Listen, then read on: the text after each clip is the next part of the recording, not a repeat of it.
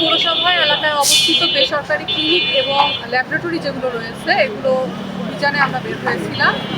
ভিতরে তাদের যে পরিবেশ রয়েছে এবং যেই চিকিৎসা ব্যবস্থা রয়েছে বেশ কিছু অনিয়ম পাওয়ার কারণে আমরা মোট 12টি প্রতিষ্ঠানকে জরিমানা করেছি, 2জনকে আমরা কারাদণ্ড প্রদান করেছি এবং সিলগালা করেছি মোট 7টি প্রতিষ্ঠান। আজকে যে অভিযানটি ছিল এটি মূলত শিবচর পৌরসভা ভিত্তিক ছিল। আমাদের প্রত্যেক মাসেই এটি বিভিন্ন উপজেলায় এবং যে ইউনিয়নগুলো রয়েছে এগুলোতে পরিচালিত হবে। জেলা প্রশাসক স্যারের যে নির্দেশনা আছে সেই নির্দেশনা মোতাবেক সারা উপজেলাতে আসলে এই অভিযানটি এখন পরিচালিত হচ্ছে।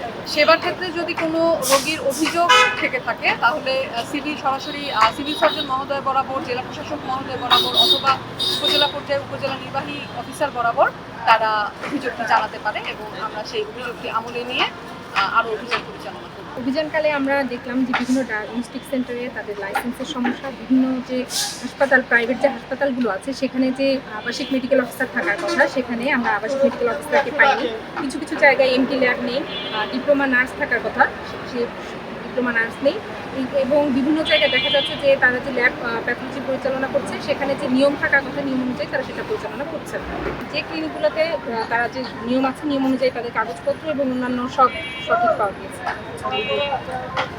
আমরা সিলগালা করে দিয়েছি, সেখানে একটা নোটিশও আমাদের অতি শীঘ্রই সেখানে টানিয়ে দেওয়া হবে। এখানে সরকারি নির্দেশ মোতাবেক এগুলোকে বন্ধ রাখতে বলা হয়েছে যতক্ষণ পর্যন্ত না তাদের কাগজপত্রগুলো ঠিকঠাক করা হয় এবং তার যদি না মেনে তারা খুলে ফেলে বা সরকারের অনুমতি ব্যতীত যদি তারা আবার পরিচালনা করতে চায় কর্মকাণ্ড তখন তাদেরকে আবার আইনের আওতায় আনা হবে। এবং আরও অনেকগুলো অভিযোগ আমরা পাচ্ছি যে বিভিন্ন ফার্মেসিতে অনিয়ম। আমরা আশা রাখছি যে এটা চলমান থাকলে এই সবগুলো সমস্যাকে আমরা অ্যাড্রেস করতে পারবো।